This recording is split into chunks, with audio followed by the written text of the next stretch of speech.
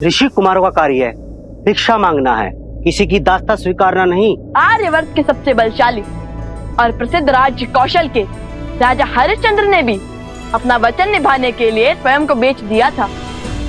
हम उनके ही अनुयायी हैं।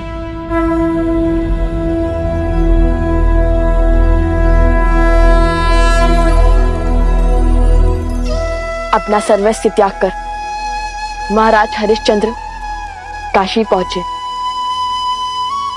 काशी में जैसे तैसे उन्होंने अपना जीवन यापन किया। उनके पास ना खाने को कुछ था और ना पहनने को, बस साथ थी तो रघुकुल की रीत और परिवार की प्रीत, और साथ में चिंता की समय बीता जा रहा है और महर्षि विश्वामित्र की मांग कैसे पूरी की जाए। प्रणाम ऋषिवर।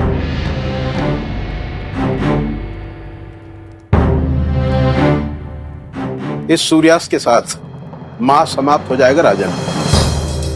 मेरा दान अभी शेष है।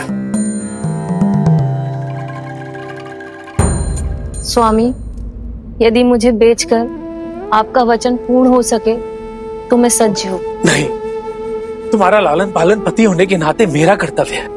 और पति के संकट में साथ पीड़ा उठाना और पति के वचन को बनाए रखना पत्नी का कर्तव्य है।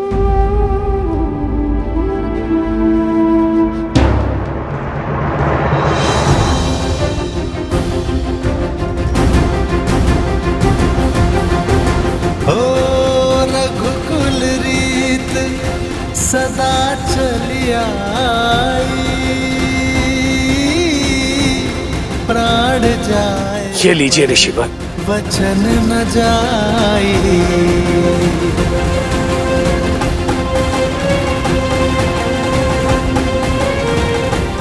ऋण अभी शेष है।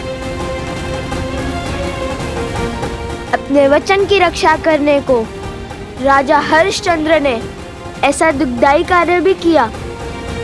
हम तो केवल उनके पद चिन्हों पर चल रहे हैं। प्राण जाए पर वचन ना जाए।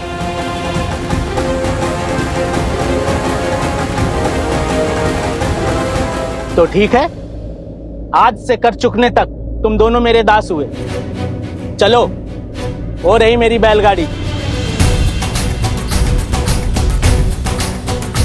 कर स्थापित मर्यादा, संसार के पाप को हर। बड़ी विचित्र घटना है ये। किसी और के लिए स्वयं को सेवक बना लिया दोनों ऋषि कुमारों ने। आज तक एक वचन के लिए ऐसा करते हुए किसी को नहीं देखा। लवकुश, ये कैसा निर्णय है? अयोध्या के राजकुमार हो तुम दोनों। तुम दोनों को रघुकुल को आगे बढ़ाना है। यदि तुम दोनों दास बनकर चले गए तो फिर प्रभु का क्या होगा? माता कौशल्या, सुमित्रा और तुम्हारे छोटे भाई, उनका तो स्मरण करो। रघुकुल रीत सदा चली आई, प्राण जाए पर वचन न जाए। रघुकुल की रीत ही तो पूर्वजों की सीख है हनुमान जी। क्या आपको लगता है कि पिताश्री ये बात जानकर संतुष्ट होंगे कि हमने अपना वचन तोड़ दिया?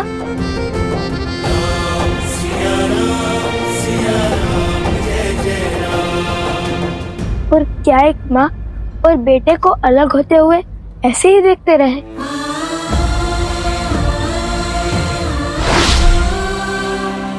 संतान के लिए माता के बिना जीने से बड़ा और कोई दुख हो सकता है हनुमान जी?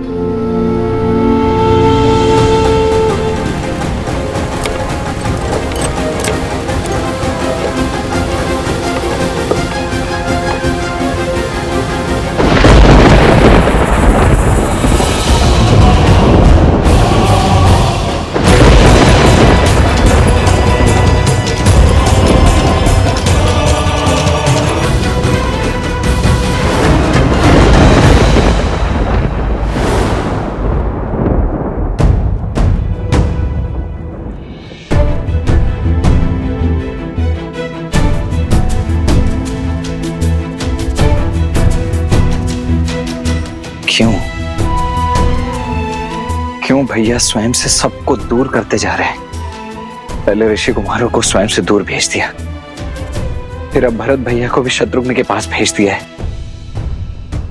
मंशा क्या है भैया की?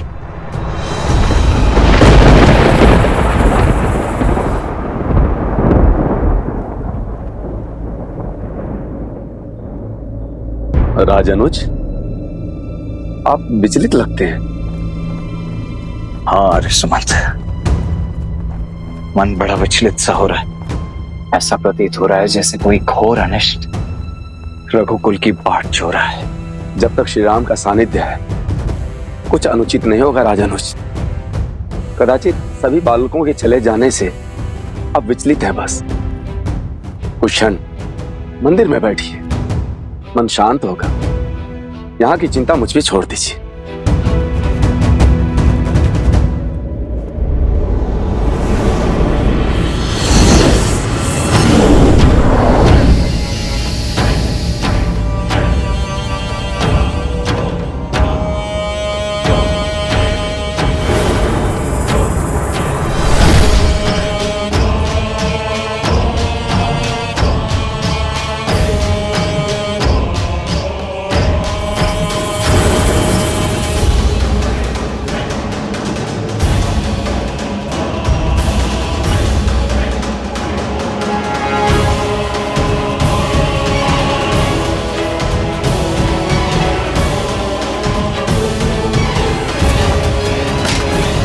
रुकिए, अपने यहाँ आने का प्रयोजन बताइए ऋषिवर।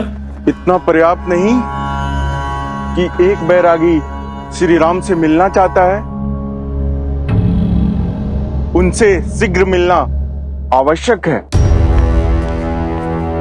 अवश्य ऋषिवर, किंतु आज महाराज का सभी साधु सन्यासियों से एकांत में मिलने का, उनके दुख सुख समझने का दिन है। ये सभी आपसे पूर्व श्री राम से भेंट की बाट जोर है। क्षमा करें, इनकी प्रतीक्षा से मुख मोड़ के इनसे पूर्व आपको आगे जाने देना उचित नहीं होगा।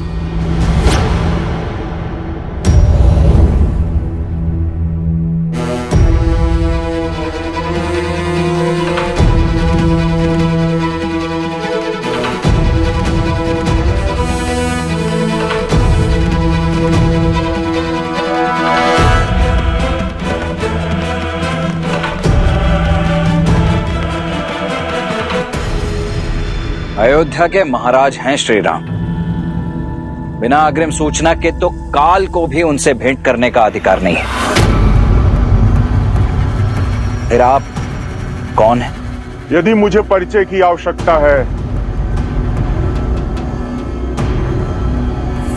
तो लीजिए, श्री राम को दे दीजिए। अभिमा, ये मुद्रिका देख, वह स्वयं ही मुझे बुला लेंगे। ये मुद्रिका आपके पास आई कहां से? है कौन आप? कृपा करके शीघ्र मेरी श्री राम से भेंट करा दीजिए, आपको सभी प्रश्नों के उत्तर मिल जाएंगे।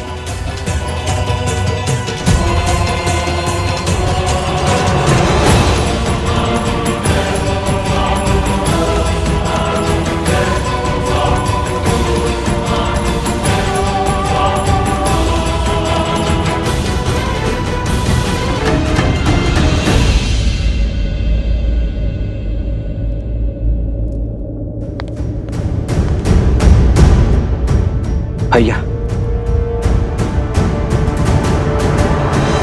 जन्म जन्म का है ये संगम, राम रतन सीता है। बाहर एक सन्यासी आए हैं, ये मुद्रिका लेकर। कहते हैं कि ये मुद्रिका ही उनका परिचय है। उन्हें सम्मान सहित भीतर लाओ लक्ष्मण। परंतु ये सन्यासी हैं कौन भैया? और ये मुद्रिका उनके पास? सर्वप्रथम उन्हें भीतर लाओ लक्ष्मण। जो आज्ञा भैया।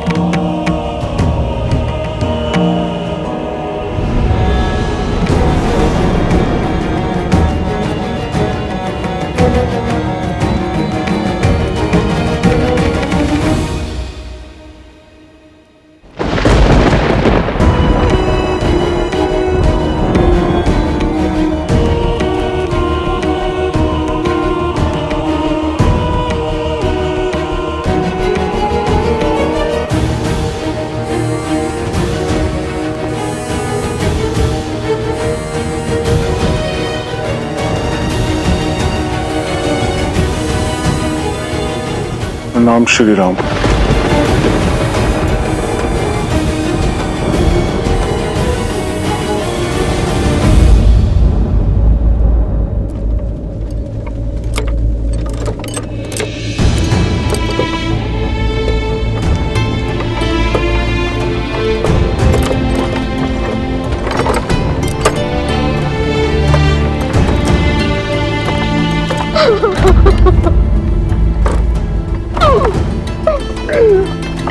प्रभु रुकिए, रुकिए, रुकिए, प्रभु रुकिए।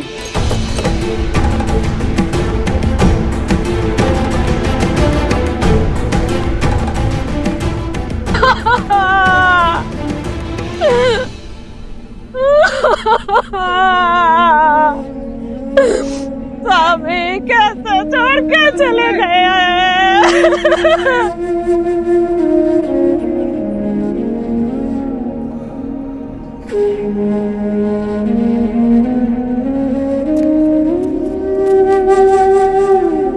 ये माता इतनी पीड़ा में है, विलाप कर रही है, अपने पति को भी खो चुकी है, फिर भी इनकी सहायता के लिए कोई आगे क्यों नहीं आ रहा है? क्योंकि सबको अपने प्राण प्रिय हैं। इनके पति को स्पष्ट जन रोग था, कल से यहाँ बैठी हैं, किंतु कोई आया नहीं इनके अंतिम संस्कार के लिए। पर रोगी की तो सहायता करनी चाहिए ना। ये रोग से ग्रस्त था, बाकी सब भय से। भय कहीं संक्रामक रोग उन्हें ना हो जाए।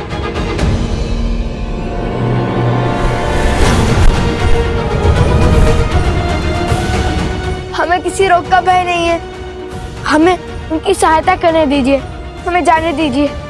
ये विनती है हमारी, हमें जाने दीजिए। हमें जाने दीजिए। हमारी विनती स्वीकार कीजिए। हमें जाने दीजिए। तुम दोनों तो ऋषि कुमार हो ना, कैसे करोगे इनका अंतिम संस्कार? घोर अधर्म है ये, ऐसा तो पहले किसी ने नहीं किया। बोलो, कैसे धोओगे ऐसा पाप? किंतु किसी असहाय की सहायता करना तो सबसे बड़ा पुण्य का कार्य होता है ना, इसमें अधर्म कैसा? मानव तो समाज की डोर से बंधा हुआ होता है, उसे जीवन में और जीवन के पश्चात भी दूसरे मनुष्यों की आवश्यकता होती है। और ऐसा पहले भी हुआ है, जब कौशल राज्य के महाराज राजा हरिश्चंद्र ने भी अपना जीवन एक चंडाल की भांति व्यतीत किया था। अपनी पत्नी और अपने पुत्र को बेचने के बाद भी जब वे महर्षि विश्वामित्र का ऋण न चुका पाए, और तब उन्होंने स्वयं को ऋषिवर को बेच दिया और उन्होंने उन्हें एक चंडाल का दास बना दिया।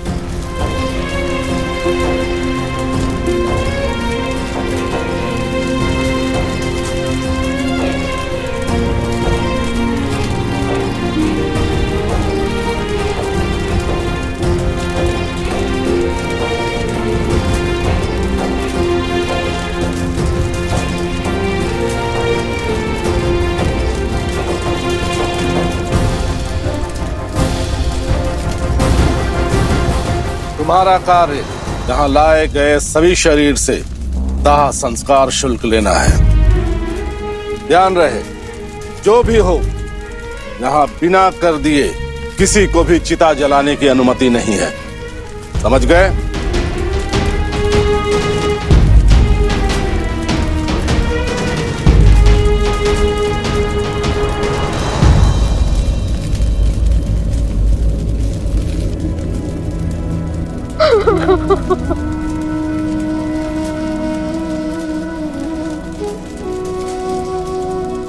साक्षात माता सीता और प्रभु श्री राम की प्रति छाया है लवकुश। जितने सुंदर स्वयं हैं, उतने ही सुंदर उनके संस्कार।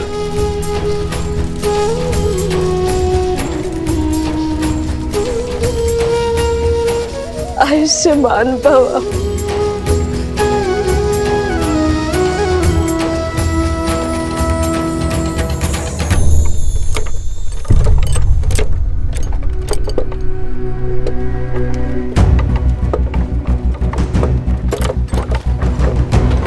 इतनी तीव्र धूप, बहुत तप रहा है आज सूरज।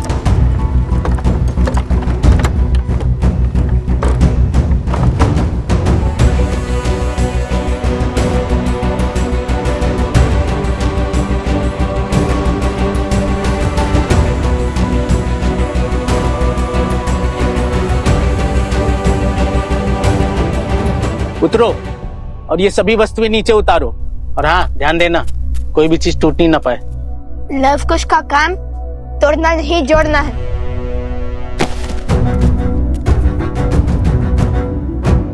प्रभु, ये सब कहाँ जा रहा है? चलो तुम सामान उतारो।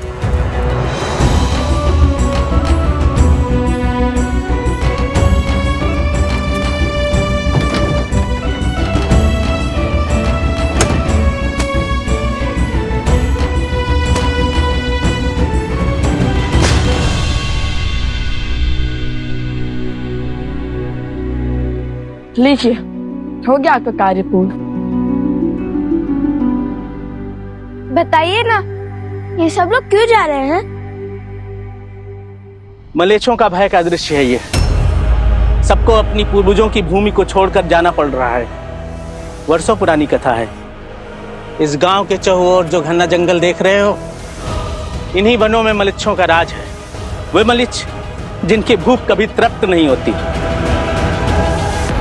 कहते हैं वो भी पहले यहाँ मुख्य भूमि पर रहा करते थे, लेकिन अपनी असामाजिक गतिविधियों के कारण राजा मनु ने उन्हें देश निकाला का शाप दे दिया। घने वनों के अंधकार में रहने का आदेश दिया, हमारी सीमा से दूर।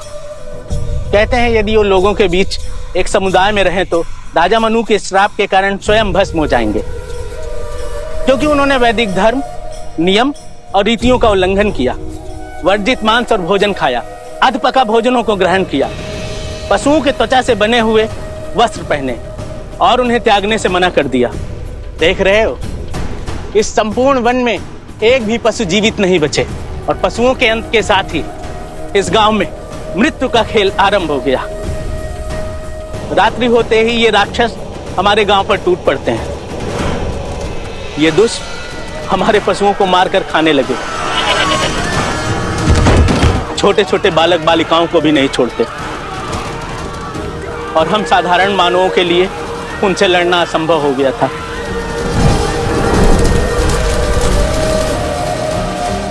हम सब ने अपनी अपनी सुरक्षा का भार उठा लिया और वो हम पे आक्रमण ना करें, इसलिए सप्ताह में एक बार उन्हें भेंट भेजना प्रारंभ कर दिया।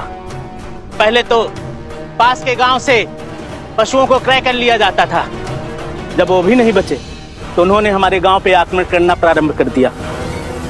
लगता है शीघ्र ही हमें भी अपनी पूर्वजों की भूमि को त्यागना पड़ेगा। श्री राम, मैं चाहता हूं कि हमारी ये भेंट संसार के लिए गोपनीय रहे। इसे तीनों लोक में कोई ना सुन पाए। लक्ष्मण जी भैया, हम दोनों एक महत्वपूर्ण चर्चा में हैं। जब तक ये समाप्त ना हो, जब तक मैं आज्ञा ना दूं, तब तक कोई इस कक्ष के भीतर नहीं आएगा। और यदि आया तो नियमानुसार महाराज राम उसे जो भी दंड देंगे उसके लिए वही निर्धारित होगा। जो इस आज्ञा का उल्लंघन करेगा, मैं उसे मृत्यु दंड दूंगा।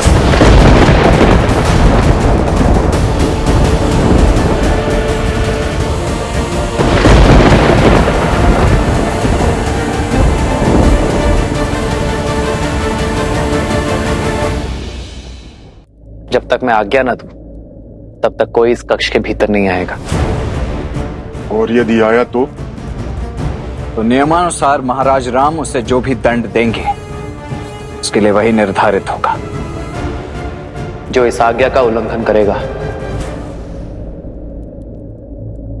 मैं उसे मृत्यु दंड दूंगा।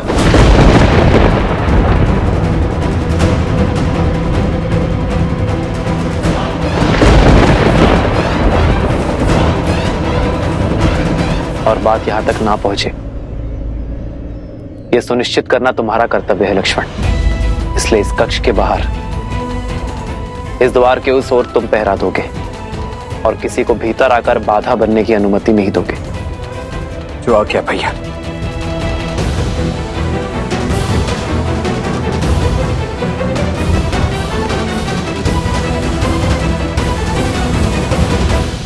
आपके यहां आने का अर्थ समझता हूं मैं, और यह भी जानता हूं कि काल का चक्र बड़ी तीव्रता से आगे बढ़ रहा है। मेरा अभिवादन स्वीकार कीजिए काल पुरुष।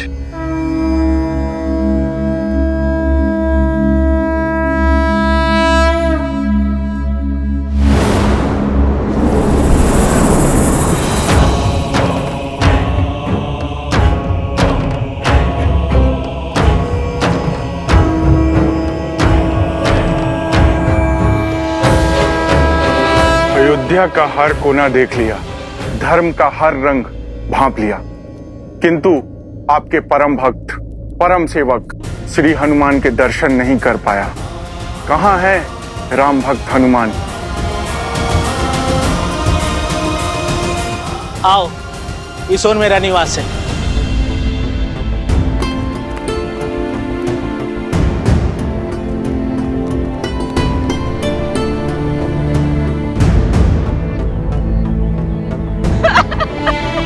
सुचिता, सुचिता, सुचिता, क्या हुआ सुचिता? पुत्र, कहाँ है मेरा पुत्र? कहाँ है हमारा पुत्र सुचिता? कुछ बोलती क्यों नहीं? कहाँ है हमारा पुत्र? साहूकार, कल रात मलेच्छों का आक्रमण हुआ था, वो तुम्हारे पुत्र को भी उठा ले गए। इसी कारण सब लोग गांव छोड़कर जा रहे हैं।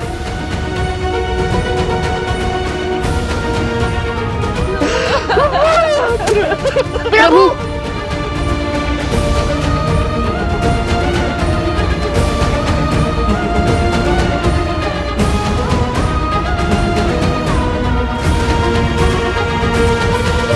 रुकिए, रुकिए, रुकिए, आप सुनिए।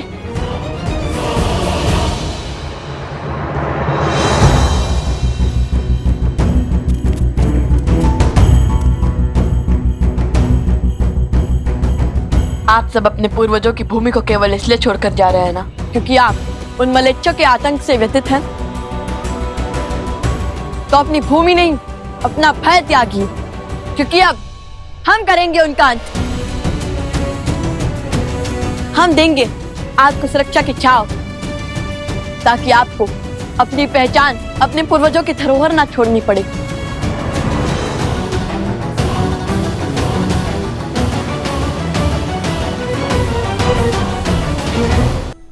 क्या तुम तो एक साधारण ऋषि कुमार हो? तुम हमें उन सर्वशक्तिशाली मलेच्छों से मुक्त कैसे करा सकते हो? जानते हैं, इसलिए केवल हम नहीं, आप सब करेंगे उनसे युद्ध। ये अधिकारों का द्वंद्व है और इसमें भाग तो लेना ही होगा। चलिए एक साथ उनसे लड़कर अधर्म के क्षेत्र में धर्म की ध्वजा लहराते हैं। हम सब तुम्हारी बातों में आकर अपनी प्राण दांव पर लगा दें, चल दे तुम्हारे पीछे उन बलशाली मलीछों से लड़ने के लिए।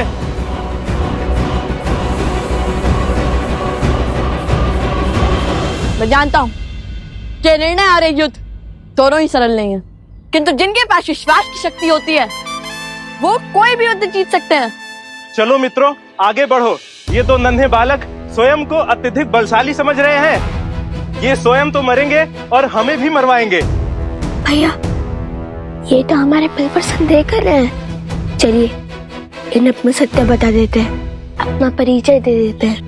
नहीं नहीं नहीं, अभी हम इस समय केवल एक दास हैं, कुछ भी नहीं।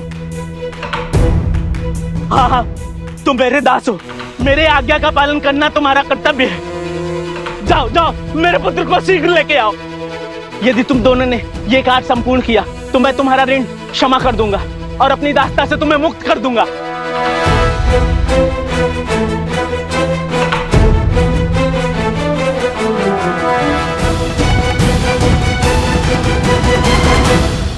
जिस कार्य को आप सब असंभव समझ रहे हैं वो संभव है।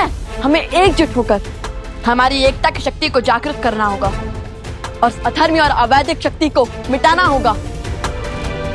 मैं जानता हूँ कि आपका मन भय से ग्रसित है, किंतु यदि आज आपने अपने अधिकारों के लिए ध्वनि नहीं उठाई तो पूरा जीवन आपको सिर झुकाकर जीना होगा। अपने घर, अपनी भूमि, अपने पूर्वजों की धरोहर से भिन्न रहकर जीना होगा। अब जब आपने हमें अपने पुत्र को बचाने के बाद मुक्त करने का वचन दे ही दिया है जान लीजिए कि हम कौन हैं। कदाचित तब आप हमारा साथ देने के लिए सज्ज हो जाए, भय के स्थान पर विश्वास जगा पाए।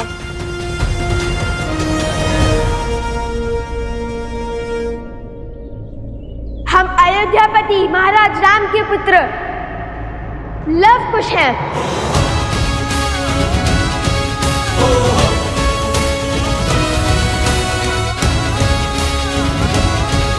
बताइए, अब तो चलेंगे ना आप हमारे साथ? क्या आप भी कोई संदेश शेष है? चलिए ना, उन अधर्मी राक्षसों को वैदिक धर्म सिखाए। आज्ञा दे स्वामी। तुम कहो और हम मान ले। भला अयोध्या के राजकुमार ऐसे होते हैं, इतने दुख में रहते हैं, किसी के दास बनते हैं?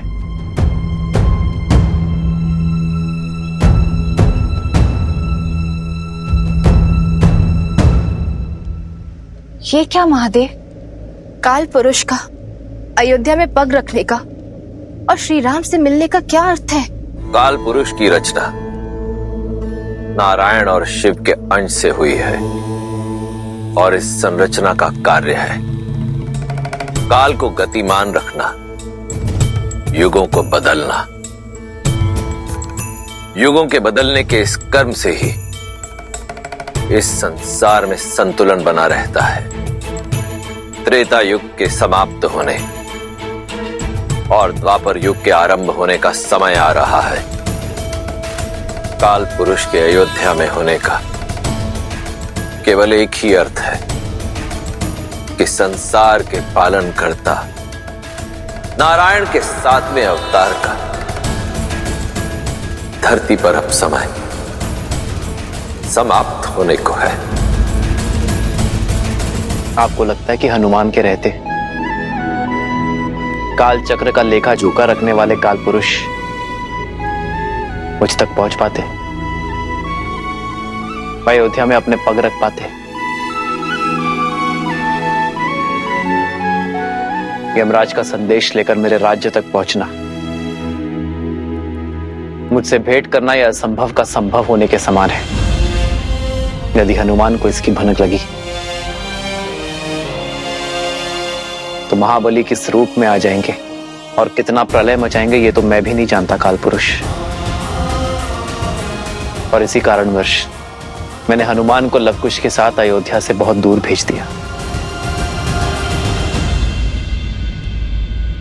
कौन है ये पुरुष और भैया ने भीतर आने का इतना घोर दंड क्यों निश्चित किया? बात अवश्य ही अत्यंत गंभीर है, अन्यथा भैया ऐसा कभी करते तो नहीं।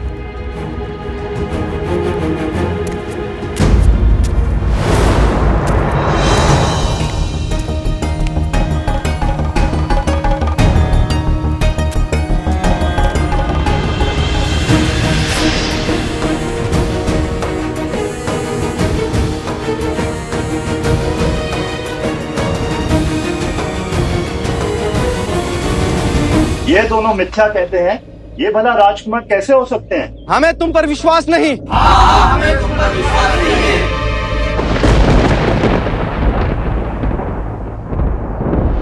जय हनुमान ज्ञान गुण सागर, जय कपीस तिहु लोक उजागर, रामदूत अतुलित बल धामा, अंजनी पुत्र पवन सुत नामा, राम दुआरे तुम रखवारे, होत न आज्ञा बिनु पैसारे, आपन तेज समारो आप, दीन लोक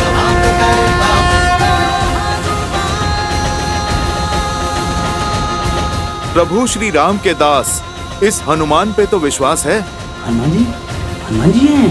हनुमान जी, हनुमान जी। हाँ, ये वही है। उचित सुना है इनके विषय में। ये हैं कौशल नरेश, प्रभु श्री राम के पुत्र, राजकुमार लव और राजकुमार कुश। राजकुमार लोकुश है। राजकुमार लोकुश। आप दोनों क्यों विचलित हैं? मैं हूं ना, अभी इस समस्या का हल किए देता हूं। प्रस्ताव के लिए धन्यवाद हनुमान जी, किंतु समस्या केवल मलेच्छों की आक्रमण ही नहीं है, अपितु इतनी सरलता से उनका हार मानना भी है। अपने अस्तित्व, अपने पूर्वजों के इस भूमि से मुख मोड़ना भी है। हम चाहते हैं कि अपने अस्तित्व का ये युद्ध ये स्वयं लड़े।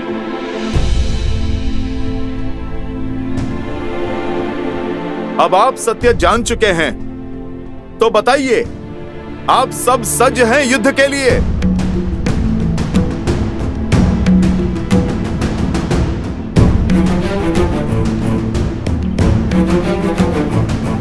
रुक जाइए माता।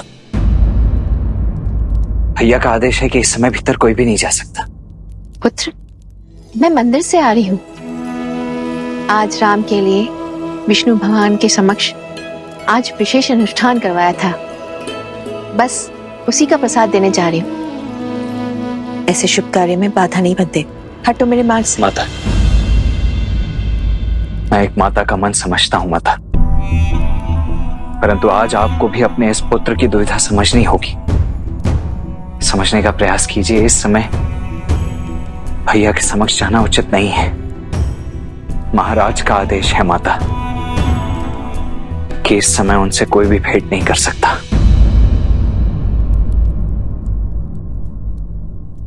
पुत्र, कुछ समय से अशुभ विचारों ने मेरे मन को बहुत घेर रखा है, इसलिए आज विष्णु भगवान की विशेष पूजा करवाई थी राम के लिए, मेरे मन की शांति के लिए, राम की सुरक्षा के लिए। मेरा उससे मिलना और उसे विष्णु भगवान का प्रसाद देना अति आवश्यक है।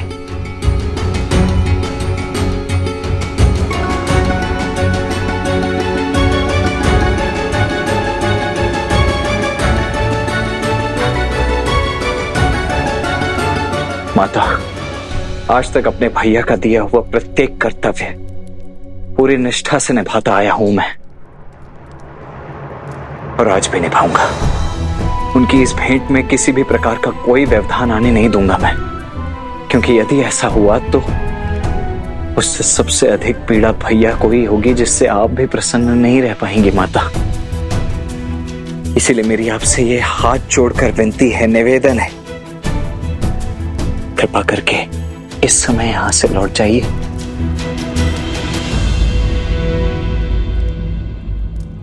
मैं भी ना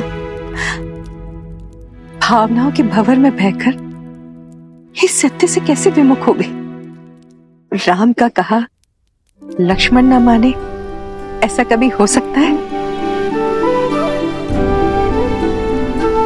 तुम दोनों में तो एक दूसरे की आत्मा बसती है।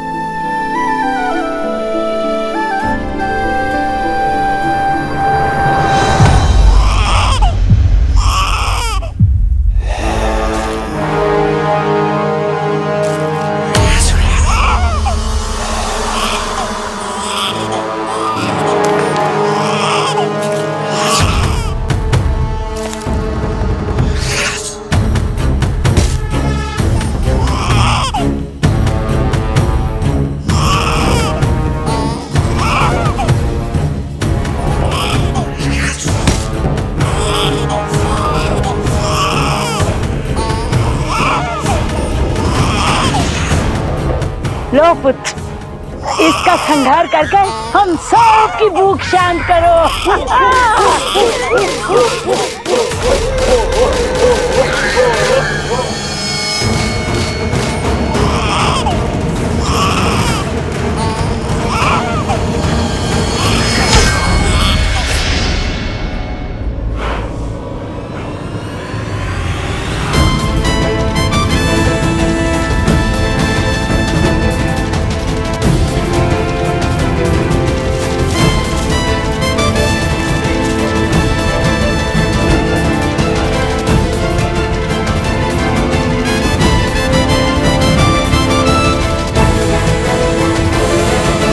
उचित कहा श्री राम।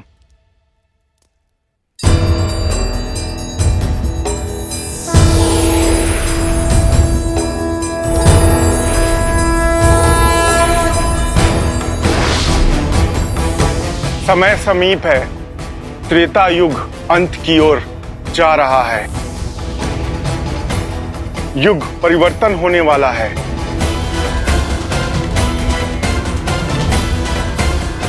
शीघ्र ही आपको अपने इस अवतार रूपी शरीर को त्याग करके बैकुंठ की ओर प्रस्थान करना होगा, जहां देवी लक्ष्मी आपकी प्रतीक्षा कर रही हैं।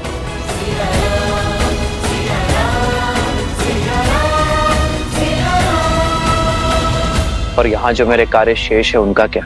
लवकुश और बाकी सभी वंशज कुछ ही समय में शीघ्र ही कौशल को संभालने योग्य हो जाएंगे।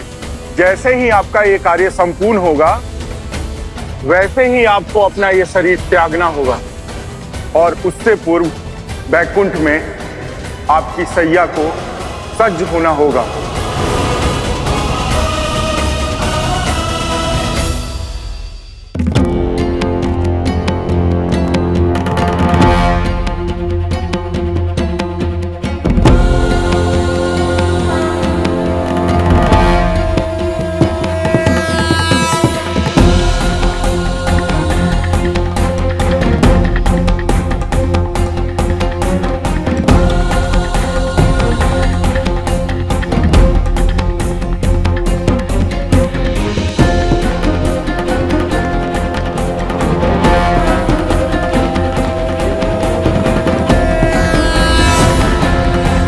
ईश्वर प्रणिपात।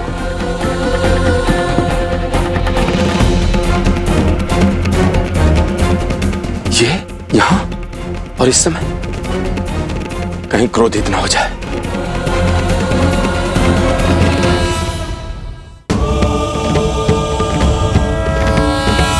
इनके क्रोध के दंश से तो देवता भी नहीं बच पाए थे। जाओ, शीघ्र जाओ, सभी को सूचित कर दो। ऋषिवर की स्वागत की तैयारी करो। अरे आगे से नहीं, पीछे की मार्ग से जाओ। ऋषिवर के सामने से जाने की कभी भूल भी मत करना। जाओ।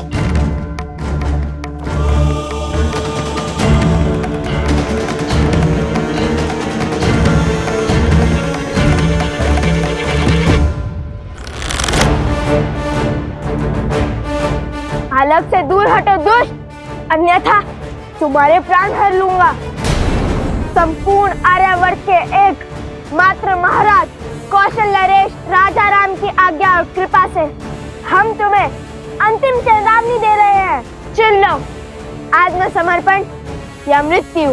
इसका निर्णय अभी हो जाएगा।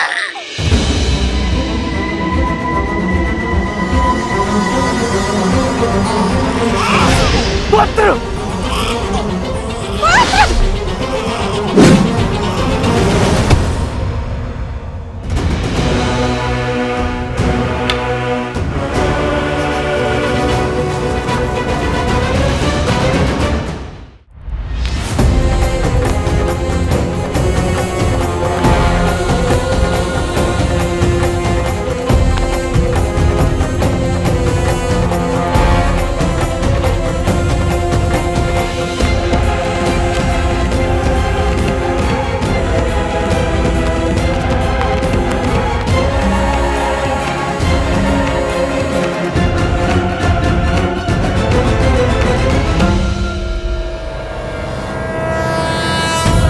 महातपस्वी महर्षि दुर्वासा के चरणों में राज अनुज लक्ष्मण का नमन। यशस्वी भव। आज्ञा करें देव, ये लक्ष्मण आपकी सेवा में प्रस्तुत। मुझे अयोध्यापति श्री राम से भेंट करनी है इसी क्षण। जब तक मैं आज्ञा न दूं, तब तक कोई इस कक्ष के भीतर नहीं आएगा। जो इस आज्ञा का उल्लंघन करेगा, मैं उसे मृत्यु दंड दूंगा।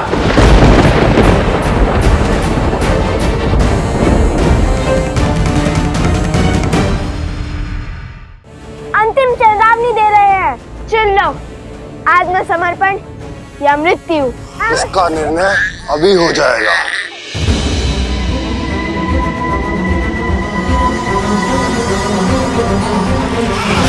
पुत्र!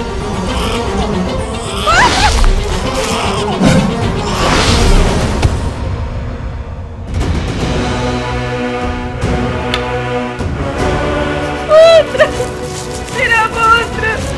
आक्रमण! आक्रमण!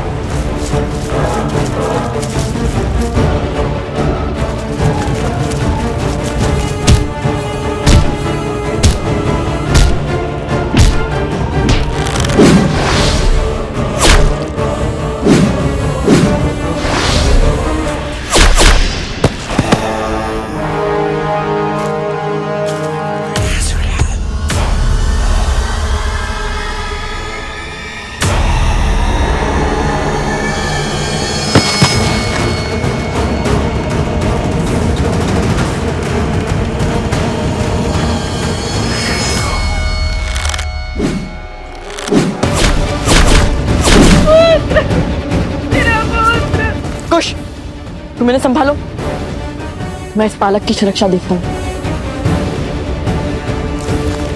सावधान!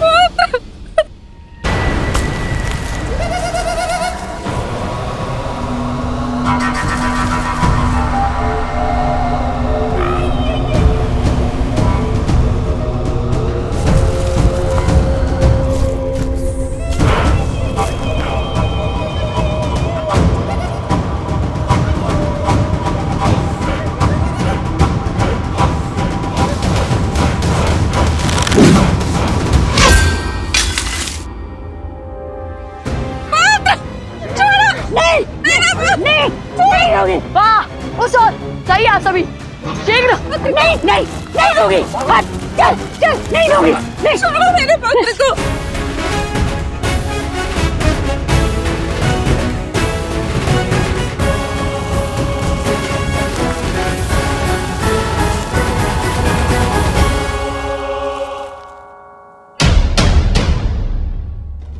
सावधान!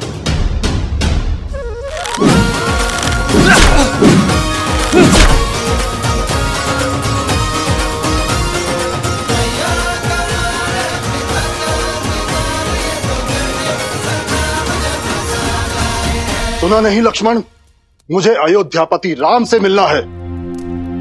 द्वार खोलो राज अनुज। क्षमा करें महर्षि, परंतु मैं इस समय आपको भीतर जाने नहीं दे सकता। जानते नहीं किसे रोक रहे हो? भूल गए कैसे तीनों लोग दुर्वासा के क्रोधाग्नि के विचार मात्र से थर थर कांपते हैं। सर्वशक्तिशाली देव भी मुझे क्रोधित कर श्रीहीन हो गए, और तुम तुच्छ मानव होकर मुझे अपमानित कर रहे हो। जिस दुर्वासा के समक्ष संसार समर्पण कर देता है, उसके समक्ष तुम एक छोटे से राज्य के नरेश के भी अनुज, तुम मुझे क्रोधित करने का तो साहस कर रहे हो। क्षमा करें ऋषिवर, परंतु क्रोध की ऊंचाई क्या होती है ये कम से कम लक्ष्मण को तो नहीं सिखाई है, क्योंकि क्रोध पर केवल आपका ही एकाधिकार तो नहीं है।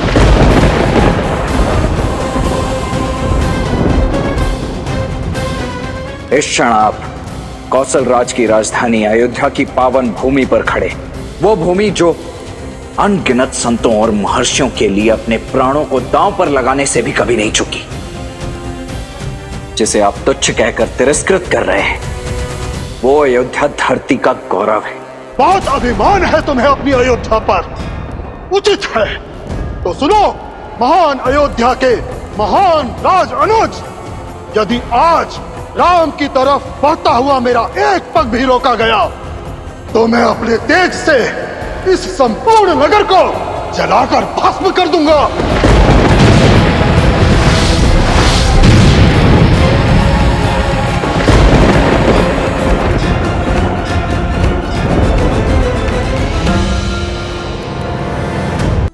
देखिए एकता की शक्ति।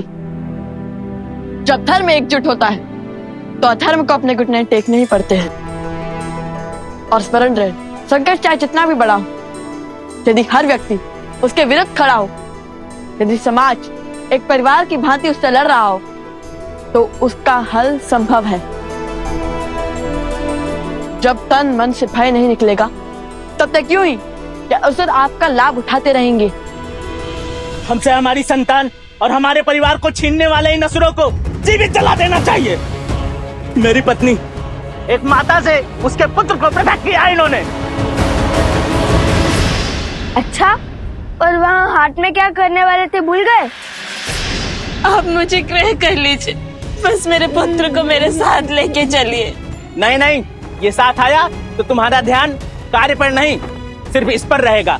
मैं केवल तुम्हें ही ले जाऊंगा। स्थिति परिस्थिति चाहे जो भी हो, किंतु एक संतान को उसकी माता के आंचल से कभी भिन्न नहीं करना चाहिए। ये सबसे बड़ा पाप है। मुझे क्षमा कर दे प्रभु, अब तक जो सत्य नहीं जाना था वो अब मैं समझ गया हूँ। आप दोनों राजकुमार होकर भी स्वयं को बेचकर इस तुच्छ साहूकार का दास बनना स्वीकार किया। अपने पूर्वजों की परंपरा को निभाने के लिए, धन की ध्वजा को लहराने के लिए। आप समझ में आया, इस समाज का भवन धर्म की नींव पर ही तो टिका है, और धर्म सदा उसकी रक्षा करता है जो धर्म निभाने का साहस रखता है। धर्म का सत्य यही है, जिस प्रकार वचन का मान रखने के लिए और धर्म की रक्षा के लिए राजा हरिश्चंद्र की रक्षा स्वयं धर्म ने करी थी। ऋषिवर विश्वामित्र ने राजा हरिश्चंद्र को एक चंडाल का सेवक बना दिया, और उस चंडाल के आदेश अनुसार वो शमशान घाट गए। उन्हें हर मृत शरीर के लिए आत्मा संस्कार का शुल्क लेना था। कोई भी शरीर बिना शुल्क दिए ना जला पाए। और फिर आर्या, आर्या, हमारा बेटा, इसे किसी नाग ने डस लिया।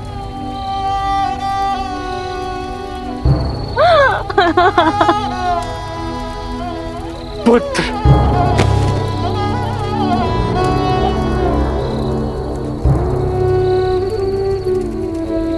पुत्र,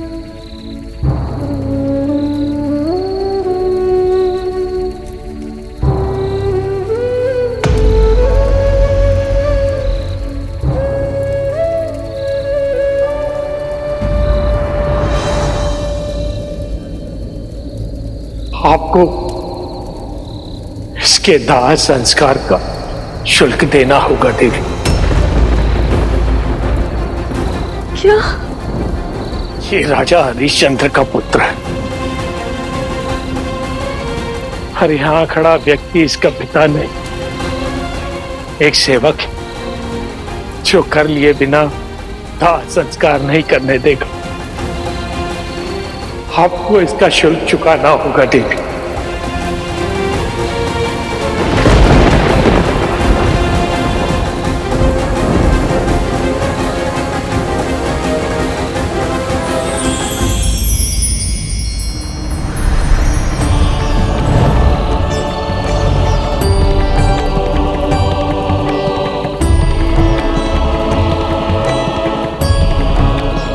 राजा हरिश्चंद्र, आपके लिए परीक्षा की हर सीमा पार कर दिया, और आप हमारे हर परीक्षा में सफल हुए। आपने धर्म की ध्वजा लहराया है, आपने सिद्ध किया है कि आप संसार के सर्व राजाओं से ऊपर हैं।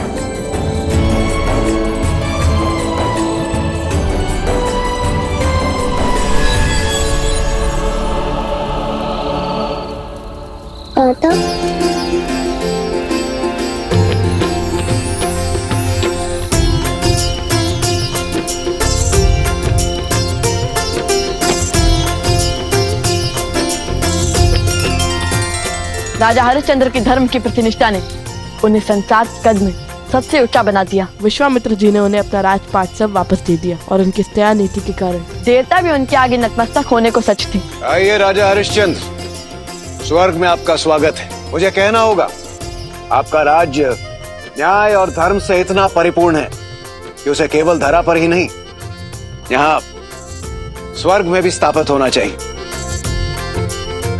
आइए, आपके आने से मेरे स्वर्ग की शोभा और भी बढ़ गई। नहीं इंद्रदेव, मेरे साथ मेरी प्रजा ने भी अनेकों कष्ट सहे हैं, उन्हें छोड़कर मैं स्वर्ग नहीं आ सकता। उचित है।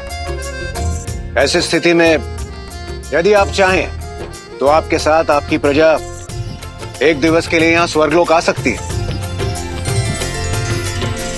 और ये कथा संसार को सिखाती है कि वचन देने से पहले विचार कर लेना चाहिए, और यदि वचन दे दिया तो हर स्थिति परिस्थिति में अपना वचन निभाना चाहिए।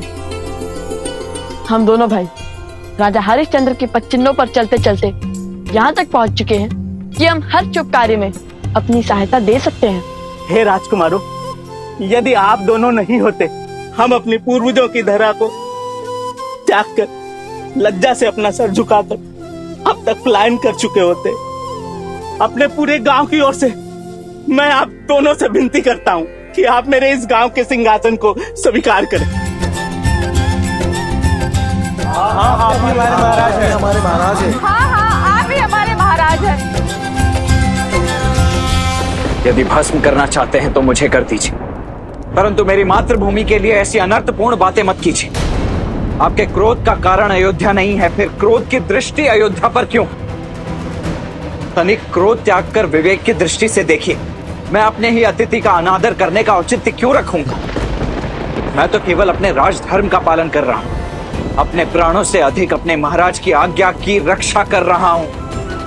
किंतु यदि दंड देने की इच्छा इतनी प्रबल हो ही गई तो भस्म कर दीजिए मुझे, किंतु यह निश्चित है कि मेरे भैया की आज्ञा के विरुद्ध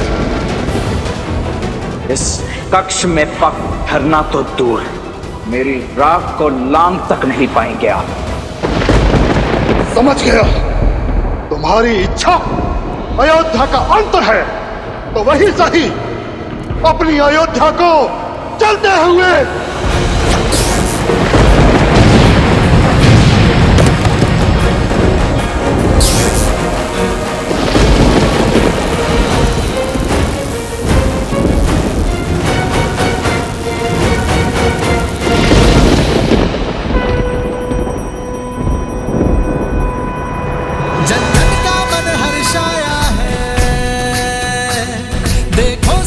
अब आया है, बरसों दुख था है ताप सहा, लौटी अब शीतल छाया है, कर स्थापित मर्यादा, संसार के पाप को हर। राजा लव की जय, राजा लव की जय, राजा लव की जय।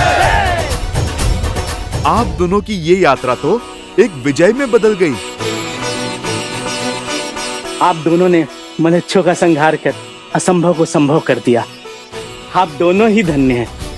ऐसे असंभव को संभव करने वाले कुमारों को पाकर कौशल राज्य ही क्या, संपूर्ण भारतवर्ष धन्य हो गया।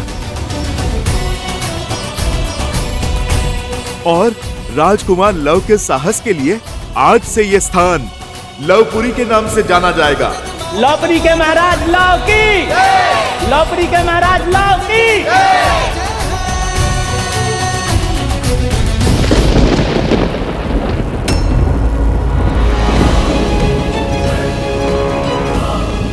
मैं अत्रि पुत्र दुर्वासा आज अपने सारे तप और त्याग को साक्षी मानकर ये।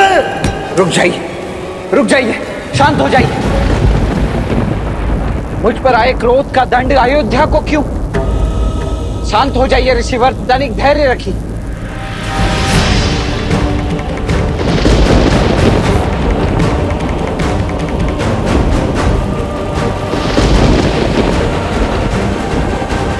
मैं आपके हर आदेश के आगे नतमस्तक होने को सज्ज हूं। कृपा करके शांत हो जाइए। अयोध्या को अपने क्रोध की अग्नि में मत भस्म कीजिए।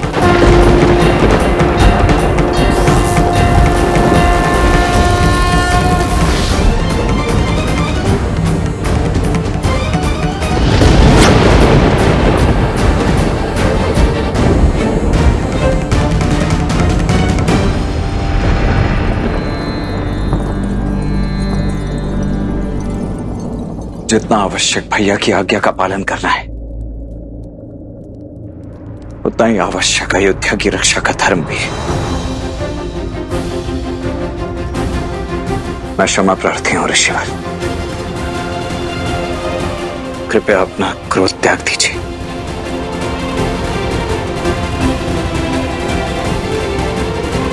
आप यहीं रुकिए, मैं भैया को बुला लाता हूं। दुविधा माही लखन घिर आए, आज्ञा राजा की माने या राज बचाए।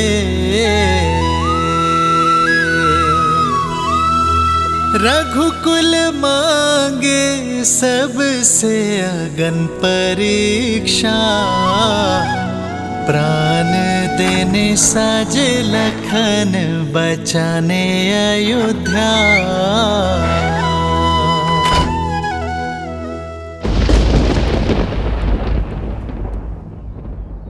हम आपको वचन देते हैं, आज से हम देह व्यापार का भाग नहीं बनेंगे। और यदि कोई हमारे समक्ष भी इस पाप पर आतुर हुआ, किसी मानव को बेचता दिखाई दिया, किसी माता को उसके संतान से भिन्न करता पाया गया, तो हम सब उसका विरोध करेंगे। अति उत्तम। आप सबने हमें इतना प्रेम दिया, स्वीकृति दी, इतना सम्मान और सत्कार दिया, उसके लिए आप सबका कोटि कोटि धन्यवाद। इस स्थान को छोड़ने का मन तो नहीं कर रहा है, किंतु अपनी यात्रा को संपूर्ण करने के लिए हमें आगे बढ़ना होगा। और जब तक मैं ना लौटूं, तब तक मेरे राज्य का कारोबार आप और आपकी पत्नी संभालेंगे। अब से लवपुरी का दायित्व कुछ समय के लिए मैं आपको देता हूँ। महाराज लौकी, महाराज लौकी, महाराज लौकी,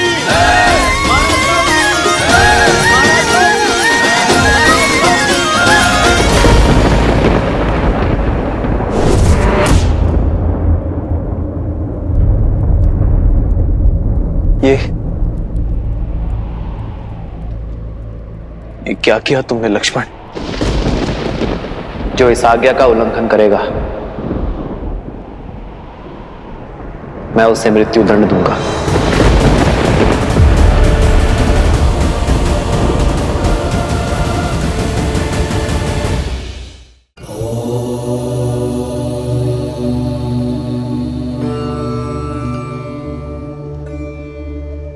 महादेव, पहले अपनी प्राण से प्रिय पत्नी की अग्नि परीक्षा का आदेश दिया और अब अपने ही अनुज को मृत्यु दंड कैसे दे पाएंगे वो? देवी, मेरे श्री राम का आयन संसार को यही सीख तो देता है कि कैसे प्रतिकूल परिस्थितियों में भी स्वयं को संभाला जाए, कैसे विषम से विषम आपदा में भी मर्यादा के पद से अडिग ना हो हम। अब देखना तो यह है देवी कि उलझनों के इस भंवर को कैसे सुलझाएंगे मेरे श्री राम।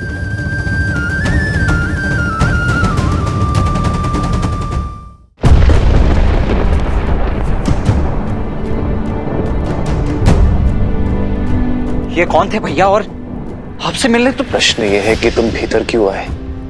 क्यों लक्ष्मण? मेरे आदेश देने पर भी तुम मृत्यु दंड के मुख में क्यों चले आए? मैं भीतर आने और आपकी आज्ञा का उल्लंघन करने के लिए क्षमा प्रार्थी हूं महाराज, किंतु मैं यहां यदि नहीं आया होता तो महर्षि दुर्वासा संपूर्ण अयोध्या को जलाकर भस्म कर देते। अपने राज्य को, अपनी मातृभूमि को बचाने के लिए मुझे भीतर आना पड़ा महाराज। परंतु आपने मुझे बताया नहीं भैया कि ये कौन थे और ये यहां आपसे मिलने के लिए। उसकी चिंता छोड़ो लक्ष्मण, तुम जाओ और ऋषि दुर्वासा को सम्मान सहित भीतर लेकर आओ। जाओ। जो इस आज्ञा का उल्लंघन करेगा, मैं उसे मृत्यु दंड दूंगा।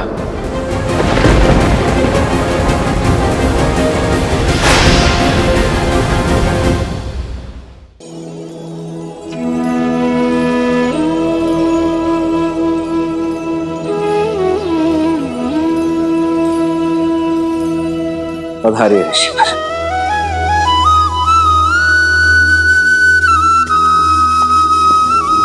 जब तक मैं आज्ञा न दूं, तब तक कोई इस कक्ष के भीतर नहीं आएगा। जो इस आज्ञा का उल्लंघन करेगा, मैं उसे मृत्यु दंड दूंगा। लक्ष्मण ने अपना धर्म निभाया है, मुझे भी अपने दिए हुए वचन निभाने होंगे। किंतु अपने ही आज्ञा के उल्लंघन का जो दंड मैंने निश्चित किया था, इस दंड का दंश अपने भाई को कैसे दे दूं मैं? कैसे ही अपने भाई को मृत्यु दंड दे दूं। नारायण मन नर की पीर पुकारे, त्याग लखन के रह राम विचारे।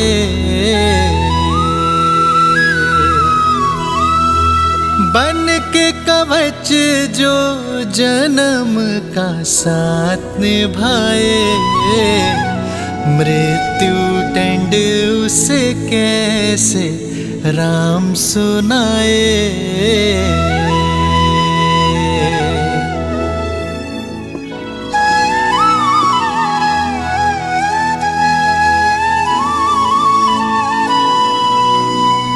भैया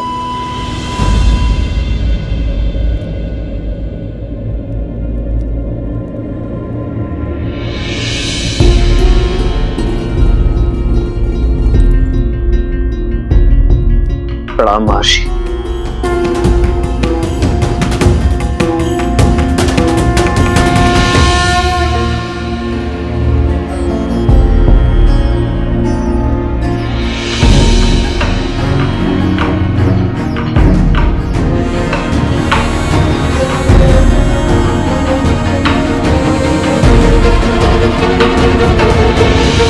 आपका कथन उचित है महर्षि।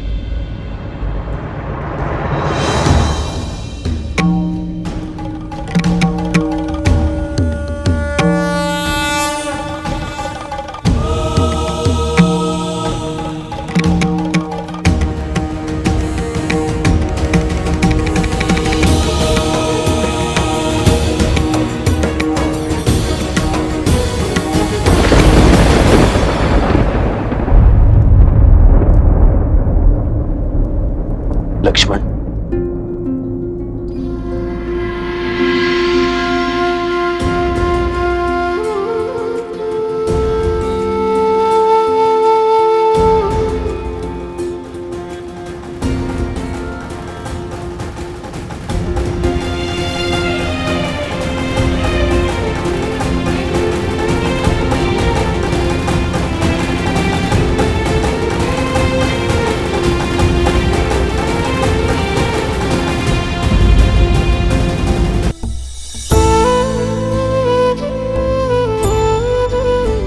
भैया, मेरे भगवान, मेरे भैया प्रभु श्री राम ही हैं। और यदि मेरे भगवान के ऊपर किसी ने शस्त्र उठाया, कवच ये लक्ष्मण होगा है।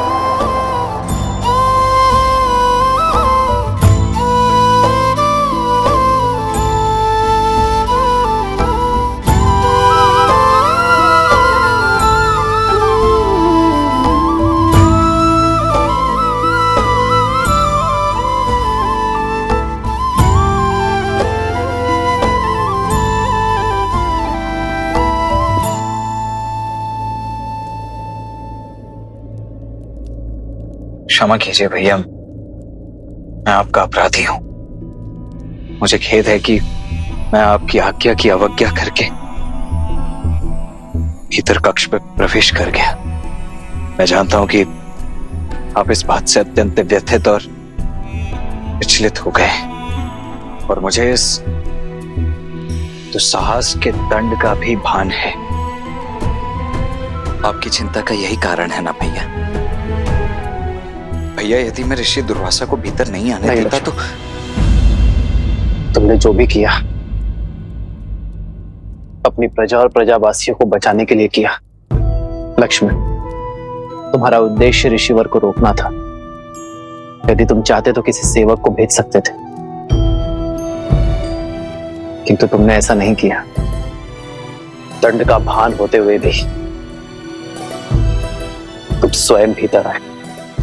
स्वार्थ को त्याग कर तुमने परोपकार किया लक्ष्मण,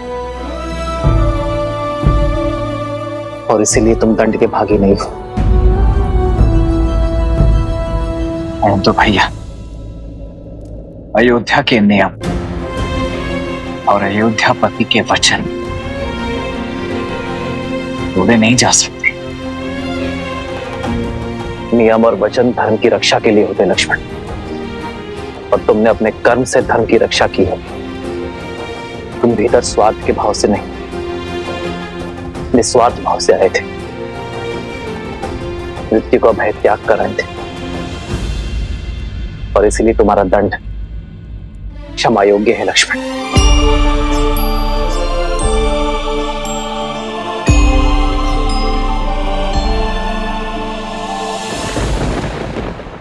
आप ऐसा कह सकते हैं भैया, आप मेरे बड़े भैया हैं। मेरे लिए तो आपने नागपाश का दंश तक सहा था। मुझे स्वस्थ देखने के लिए तो आप कोई भी सीमा पार कर सकते हैं, कोई ना कोई कारण निकाल सकते हैं जिससे मेरा कर्म न्यायोचित सिद्ध हो सके। और आप केवल मेरे भैया ही नहीं, अयोध्या के महाराज भी हैं। रघुकुल का मुकुट है आप भैया, और आपके शीश पर वचन भंजक होने का कलंक लगने नहीं दूंगा मैं भैया। ये दंड एक राजा का वचन था, एक राजा का प्रण था कि जो भी इस भेंट में अवरोध उत्पन्न करेगा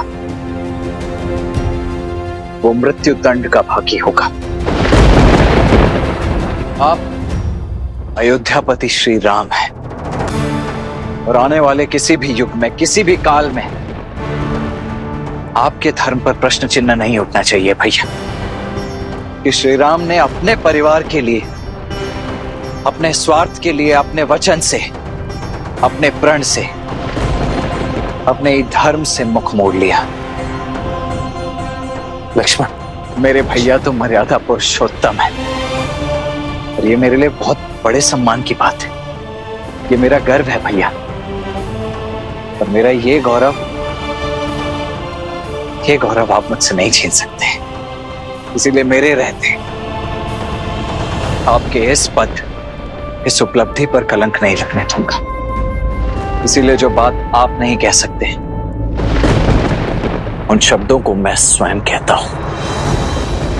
मैं दशरथ नंदन रघुवंशज लक्ष्मण अपने राज्य के प्रति अपने महाराज की आज्ञा की अवहेलना करने के दोष में दंड स्वरूप स्वयं को मृत्यु दंड देता हूं।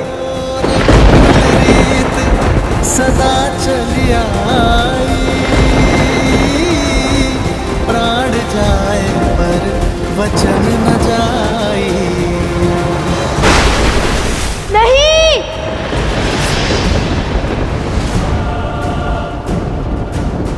कुछ क्या हुआ? तुम ठीक तो हो ना? मैंने बहुत बुरा सपना देखा हनुमान जी।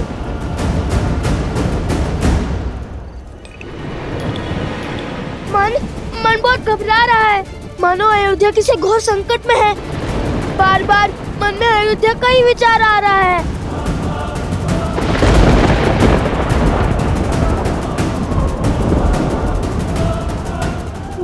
मेरे स्वप्न का क्या कारण है? क्यों मेरा मन इतना व्यथित है?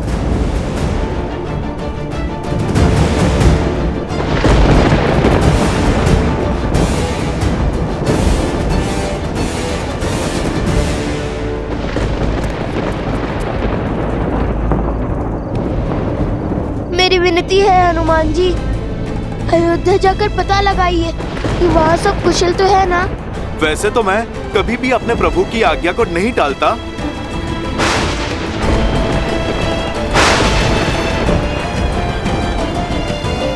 किंतु आपकी चिंता भी तो मेरे प्रभु और मेरे परिवार से ही संबंधित है। इसीलिए मैं अयोध्या अवश्य जाऊंगा। यदि अयोध्या पे संकट के बादल मंडरा रहे हैं तो आप निश्चिंत हो जाइए। मेरे रहते मेरे प्रभु श्री राम और उनके परिवार पर कोई आंच नहीं आ पाएगी। जय महावीर हनुमान, जय श्री राम। बजरंग बली हनुमान, जय जय महाबली हनुमान। कुमार कुश को अकस्मात ऐसा स्वप्न आना और मेरे हृदय का घबराना मात्र संयोग नहीं हो सकता। हे महादेव, अयोध्या पे संकट का कोई मेघ बरसने मत दीजिएगा। मेरे प्रभु के नगर को विपदा की हर एक आंधी से बचाइएगा। जय श्री राम।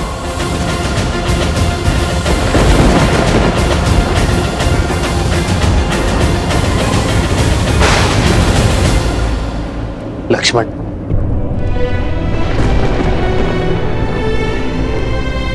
तुम धर्म की रक्षा के लिए अपने प्राण तक दांव पर लगाने के लिए सच हो गए। गर्व है मुझे तुम पर, तुम्हारी धर्मनिष्ठा पर। धन्यवाद भैया। मुझे ज्ञात था कि आप मेरे निर्णय के कारण को अवश्य समझेंगे और इसमें मेरा साथ अवश्य देंगे। किंतु निर्णय एक का पक्ष सुनकर नहीं लिया जाता लक्ष्मण। अब तक मैंने तुम्हारी बात सुनी और समझी, अब बारी तुम्हारी है लक्ष्मण। अयोध्या के महाराज की बात सुनने की। और मैं तुम्हें आदेश देता हूं कि अभी इस क्षण से इस चर्चा को समाप्त कर दो। परंतु भैया, हाँ लक्ष्मण, मैं इस चर्चा का अंत करना चाहता हूं। सीता को खोने के पश्चात मैं अपने भाई को नहीं खोना चाहता लक्ष्मण। मैं तुम्हारी मृत्यु का आदेश नहीं दे सकता। क्षमा करें महाराज,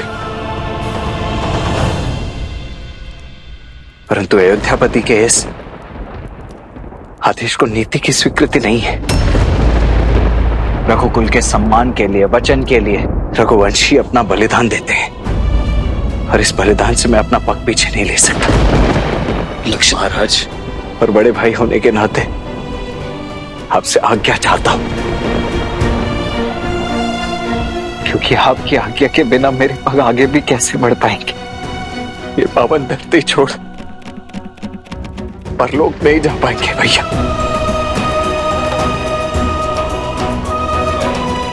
इसलिए हाथ जोड़कर आपसे विनती कि मुझे ये देह त्यागने की अनुमति दे दीजिए। तुम कैसी बातें कर रहे हो लक्ष्मण?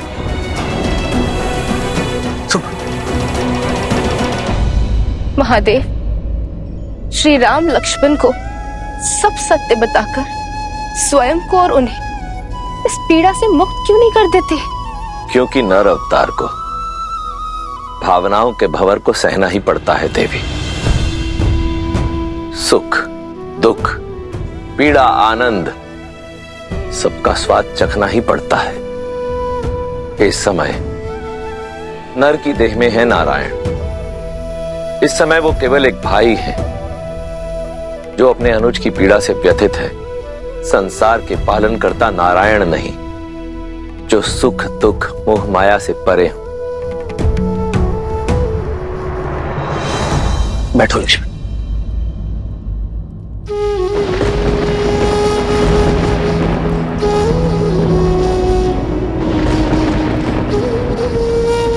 तुमने एक भाई से आज्ञा मांगी है लक्ष्मण, जो वो नहीं देगा।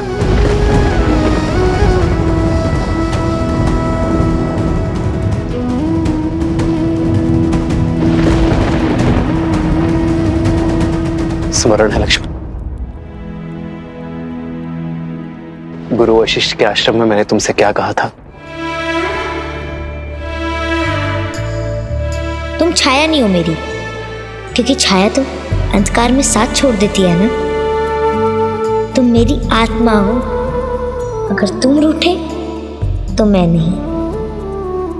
तुम ही बताओ लक्ष्मण,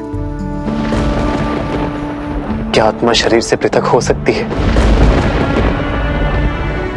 उत्तर दो लक्ष्मण। मैं कैसे आज्ञा दे दूं तुम्हें? लक्ष्मण, तुमने तो अपना जीवन, अपना सर्वस्व मुझ पर लुटाया है। मुझे कांटों पर ना चलना पड़े, इसलिए तुम सदा कांटों भरी डगर पर चलते रहे। मेरे और सीता के दास बनकर रहे हो तुम लक्ष्मण। सदा ही मेरा संबल बनकर रहे हो तुम, और तुम चाहते हो कि मैं तुम्हें अपने प्राण त्यागने की आज्ञा दे दूं? अरे तुम्हारे तो प्राण मुझ में बसते हैं लक्ष्मण। लक्ष्मण,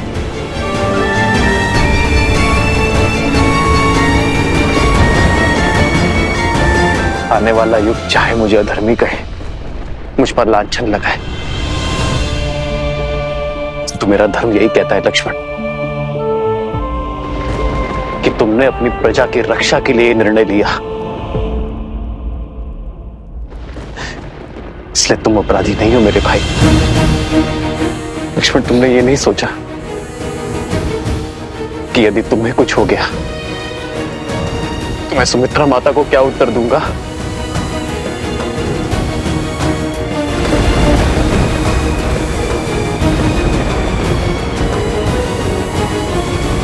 मेरी माता ने तो मेरे जन्म से पूर्व ही मुझे आपकी शरण में सौंप दिया था भैया।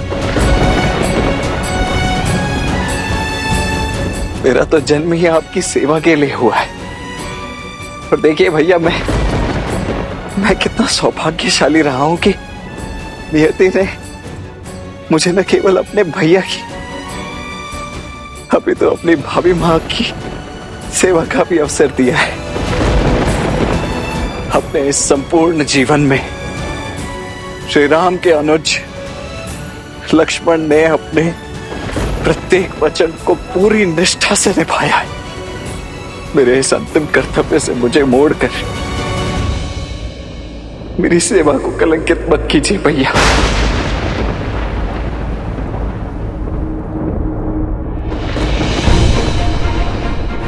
महाराज का आदेश वचन होता है भैया, और उसे निभाना, उसे संपूर्ण करना प्रजा का धर्म।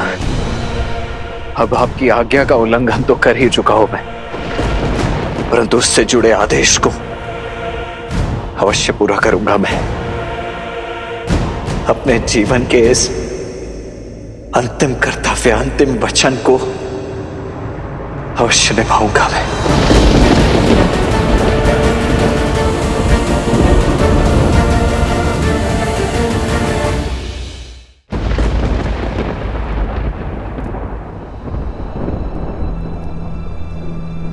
परंतु अपने भैया की अनुमति मिलने के पश्चात, इसलिए जब तक आप मुझे स्वयं देह त्यागने की अनुमति नहीं दे देते, तब तक इसी क्षण से ये लक्ष्मण अन्न जल त्यागने की प्रतिज्ञा लेता है।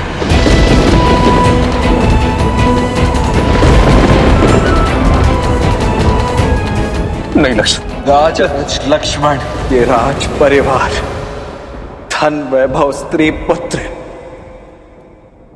सब कुछ त्याग कर अपने भैया श्री राम के अतिरिक्त जीवन के हर स्तंभ से मुख मोड़ता है। रघुकुल मांगे सबसे अगन परीक्षा, प्राण देने साजे लखन बचाने अयोध्या। आज्ञा दीजिए भैया। बन के कवच जो जन्म का साथ निभाए, मृत्यु दंड उसे कैसे राम सुनाए।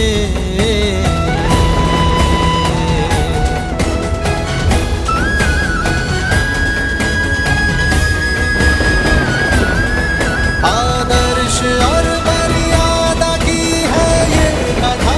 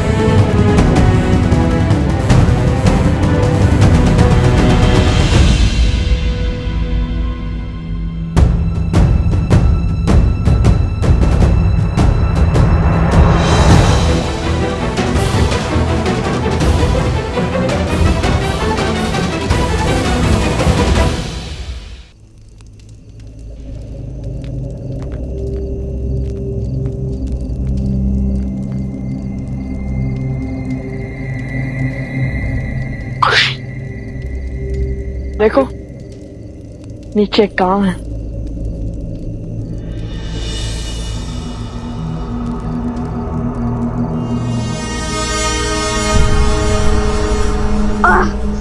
भैया किसी घोड़े निश्चित का आभास है यहाँ। मन बहुत घबरा रहा है।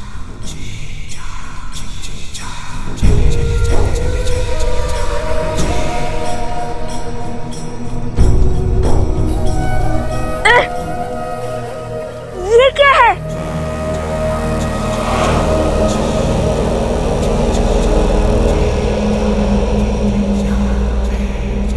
क्या अनर्थ हुआ है यहाँ पे?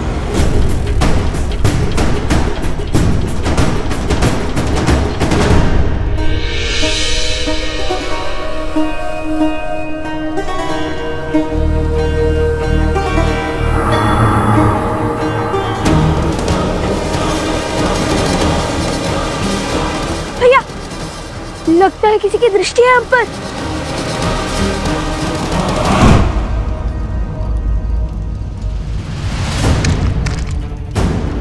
भैया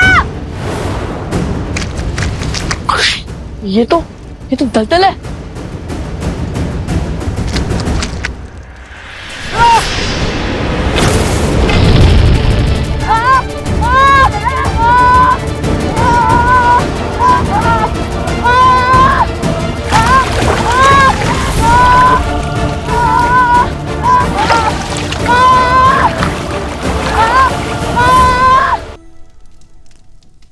लक्ष्मण भैया, ये कैसी प्रतिज्ञा है? भला ऐसा भी क्या संकट आन पड़ा जो आपने अन्न, जल, घर, परिवार सब कुछ त्याग दिया?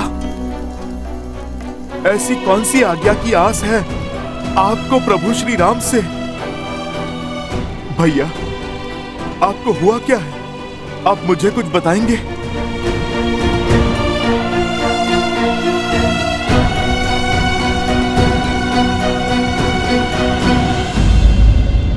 लक्ष्मण भैया, मैं इस अयोध्या में केवल प्रभु श्री राम का सेवक ही नहीं, अपितु संपूर्ण रघुकुल का सेवक हूँ।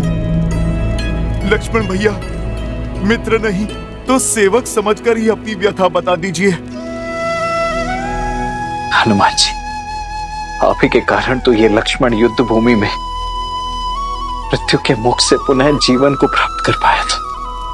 स्वयं को मेरा सेवक कहकर मुझे पाप का भागी मत बनाइए। आपका स्थान तो इस रघुकुल में मुझसे 100 गुना ऊंचा है। प्रभु श्री राम जिस रूप में आपको मिले हमें कभी न मिल पाए। कितने अभागे हैं हम। मैं अपनी व्यथा से आपको चिंतित नहीं करना चाहता, केवल इतना कहूंगा कि इस समय भैया को आपकी अत्यंत आवश्यकता है। ऐसा क्या हुआ लक्ष्मण भैया जो बात आपको कचोट रही है, मेरे प्रभु को पीड़ा दे रही है? उसके विचार मात्र से मैं चिंतित हो उठा हूं भैया। अब शेष है तो केवल इस समस्या का हल, इस संकट का निवारण। क्या इस समस्या का निवारण ढूंढ पाएंगे आप? लक्ष्मण भैया, राम काज करने के लिए तो मैं कुछ भी कर सकता हूँ। असंभव से असंभव संकट हल किए हैं मैंने, आप तो सब जानते हैं लक्ष्मण भैया। बताइए लक्ष्मण भैया, आप मुझे बताइए क्या है आपकी समस्या? भैया से कोई भेंट करने आया था हनुमान जी, जिसके पास भाभी माँ की मुद्रिका थी।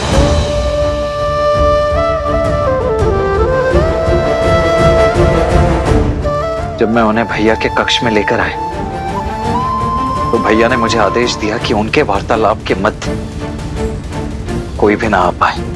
लक्ष्मण, हम दोनों एक महत्वपूर्ण चर्चा में हैं। जब तक ये समाप्त ना हो तब तक कोई इस कक्ष के भीतर नहीं आएगा। फिर क्या लक्ष्मण भैया, किसी ने प्रभु की आज्ञा का निरादर किया?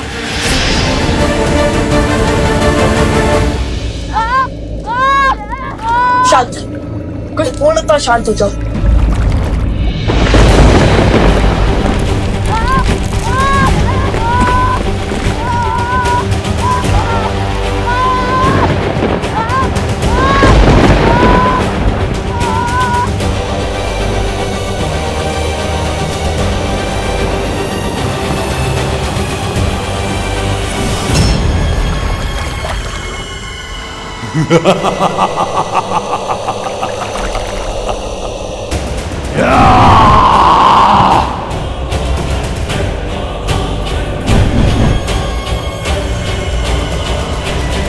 कितना सुंदर क्षण है।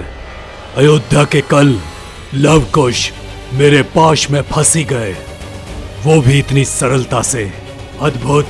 अच्छा तो तुम हमें पहचानते हो, तो फिर ये भी ज्ञात होगा कि हम तुम जैसे कई असुरों का काल बन चुके हैं। बीते कल की नहीं, इस क्षण की बात करो मूर्ख बालको। तुम्हें फंसाने में मुझे एक क्षण नहीं लगा। इतनी बड़ी बड़ी बातें करते हो, कदाचित तुम समझे नहीं कि तुम किस माया की चपेट में हो। इसलिए तुम्हारी आंखों में भय नहीं, विद्रोह है, युद्ध की ललक है।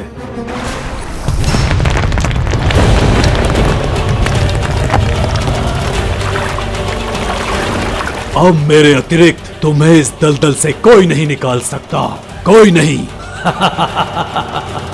कौन हो तुम? अपना परिचय दो। क्यों नहीं? मृत्यु को प्राप्त होने वाले की अंतिम इच्छा अवश्य संपूर्ण होगी, ताकि तुम्हारी आंखों में भय के बादल देख पाऊं मैं चंद्रबाहु पुत्र अष्टबाहु हूं।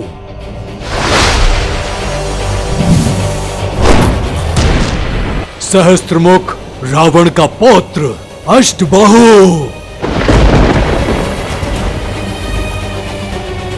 मेरे कुल, मेरे परिवार के विनाश का प्रतिशोध है ये कि तुम यहां तड़प तड़प कर मरोगे, और तुम्हारे पिता राम तुम्हारे वियोग की पीड़ा में वहां मृत्यु को प्राप्त होगा। रघुकुल के अंत के साथ ही मेरे पिता की मृत्यु का प्रतिशोध पूरा होगा। मेरे पूर्वजों का पिंडदान संपूर्ण होगा।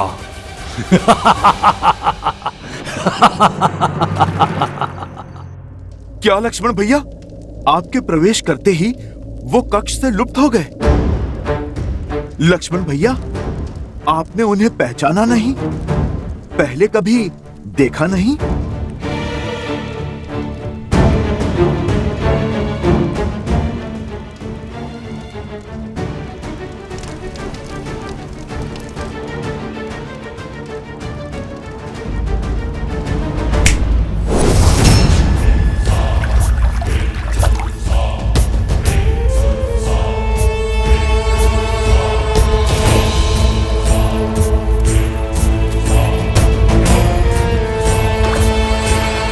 अब धीरे धीरे तुम दोनों मेरे बनाए इस दलदल में धंसते जाओगे और कुछ ही क्षण में मृत्यु को प्राप्त हो जाओगे।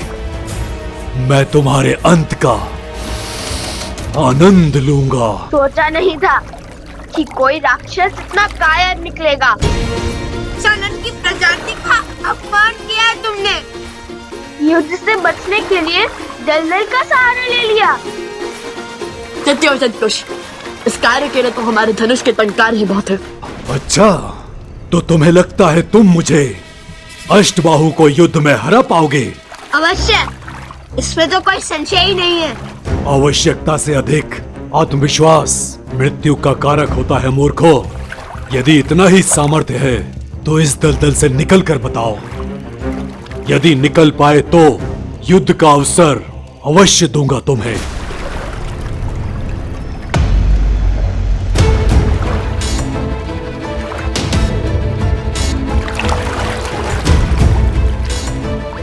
मूर्ख, कोई लाभ नहीं होगा इस वस्त्र का। यहां आसपास कोई वृक्ष नहीं है जिस पर लटक सको।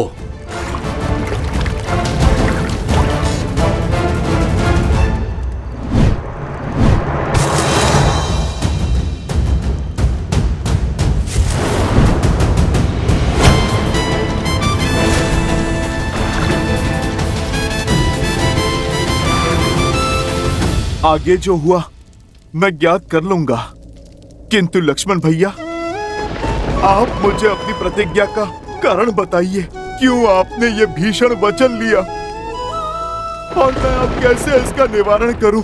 अयोध्यापति का आदेश था कि जो भी उस वार्तालाप के मध्य में आएगा वो मृत्यु को प्राप्त होगा।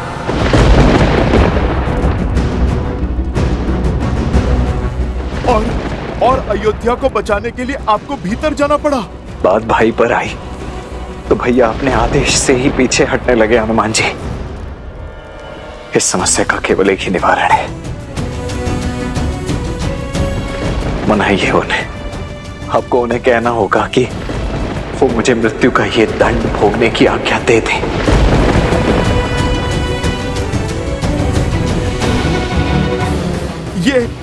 ये क्या कह रहे हैं आप लक्ष्मण भैया?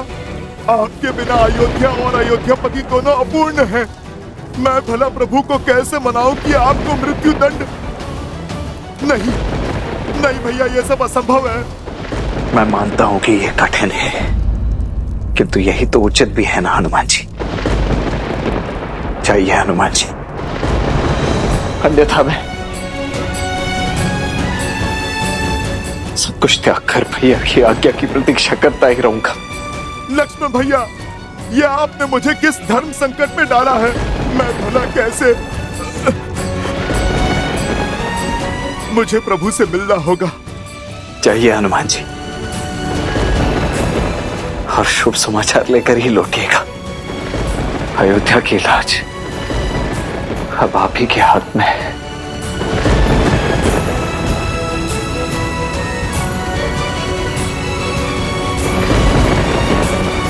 देखा अष्टबाहु, सियाराम के पुत्र लवकुश है असंभव को संभव कर देते हैं।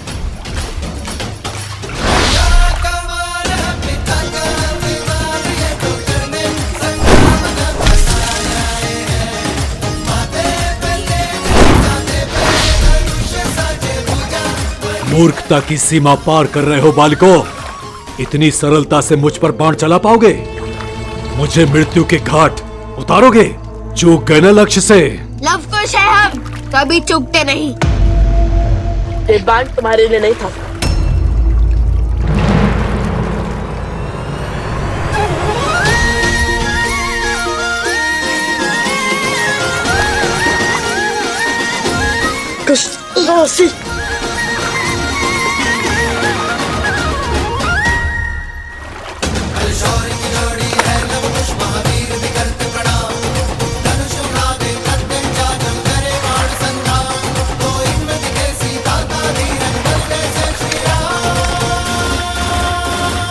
अति उत्तम, अर्थात तुम्हारा अंत इस दलदल के पास में नहीं, मेरी भुजाओं के पास में होगा।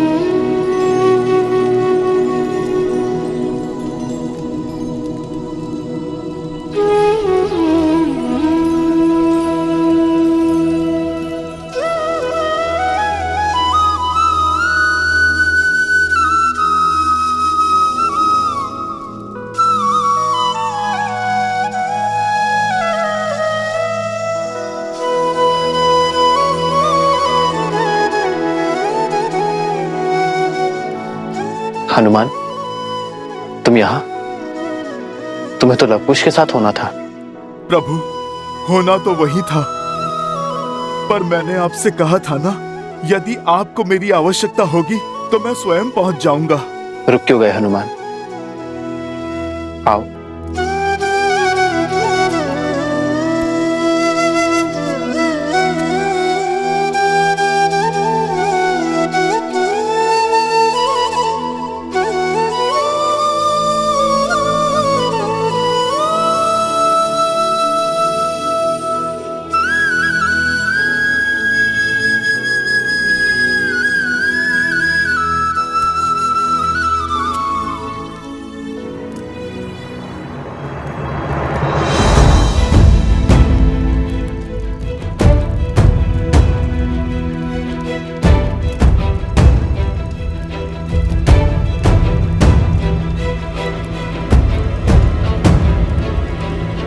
लक्ष्मण, यहाँ?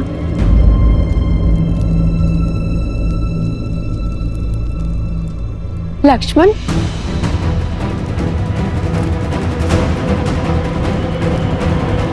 माता, पुत्र, यहाँ क्या कर रहे हो? यूं मुकुट हटा के शून्य भाव से कोई समस्या है? लक्ष्मण, बोलो ना पुत्र, क्या हुआ?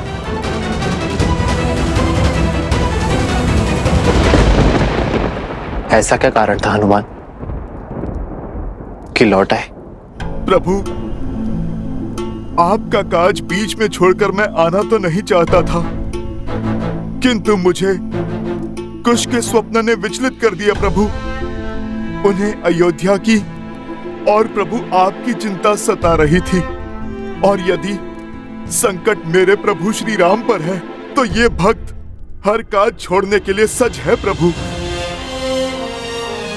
प्रभु, मैंने कभी आपसे कोई प्रश्न नहीं किया, कभी भी आपके किसी भी निर्णय पर मैंने संदेह नहीं किया, किंतु प्रभु, क्या आज मुझे आपसे एक प्रश्न पूछने की आज्ञा है? आज तो राम के भाग्य खुल गए कि मेरा प्रिय हनुमान मुझसे प्रश्न पूछने के लिए आतुर है। अवश्य पूछो हनुमान। मेरे प्रभु, जिनके हर कर्म के पीछे उद्देश्य है, वो बिना कारण इतना घोर निर्णय कदापि नहीं कर सकते। केवल कक्ष में पग रखने के लिए किसी को मृत्यु दंड तो नहीं दे सकते।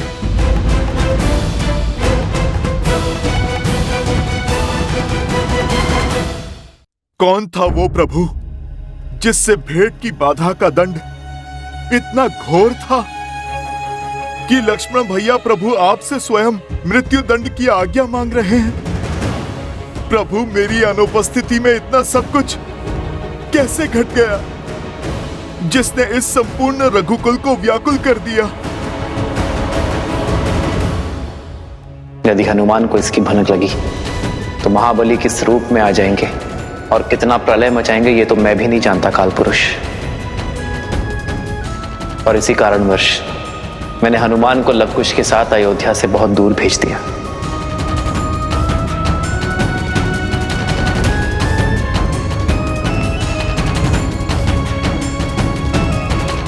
यदि मैं इस प्रश्न का उत्तर ना दे सकूं तो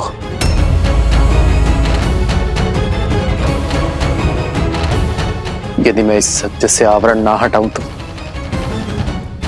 तुम क्रोधित तो नहीं होगे ना हनुमान? प्रभु, मैं तो आपका सेवक हूं, इस रघुकुल का दास हूं।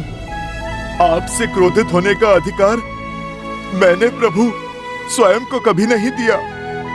यदि प्रभु आप उत्तर नहीं देना चाहते तो फिर कोई बात नहीं, आपका ये मौन भी बहुत कुछ कह गया है प्रभु।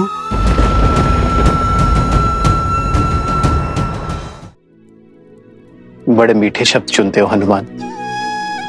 समस्या का निवारण केवल बल से ही नहीं, बुद्धि से भी करने में सक्षम हो तुम। आशा करता हूं कि वचन की उन बेड़ियों से भी परिचित हो जिनसे ऊपर मैं भी नहीं हूं। मैं समझता हूं प्रभु, सब समझता हूं। प्रभु, मैं बस आपसे ये कहना चाहता हूं कि जो घट चुका है उसे मैं बदल तो नहीं सकता। नहीं, मैं आपको ये कह सकता हूं कि लक्ष्मण भैया जो आज्ञा मांग रहे हैं वो उन्हें दे दीजिए, क्योंकि यदि मैं भी आपके स्थान पर होता तो अपने अनुज को मृत्यु के मुख में कभी नहीं डाल पाता। किंतु प्रभु, मेरे यहाँ ना रहने पर जिस नियति ने अपना चक्र इतने घोर रूप से चलाया है कि आज बात मेरे लक्ष्मण भैया के जीवन पर आ गई। मेरे प्रभु श्री राम प्रश्नों के घेरे में खड़े हो गए प्रभु, जिसके कारण आज काल की छाया इस अयोध्या पर पड़ चुकी है। मैं वचन देता हूं, आज के पश्चात ऐसा कुछ भी नहीं होने दूंगा जिसके कारण मेरे रघुकुल पर, मेरे परिवार पर और मेरे प्रभु श्री राम पर कोई संकट आए।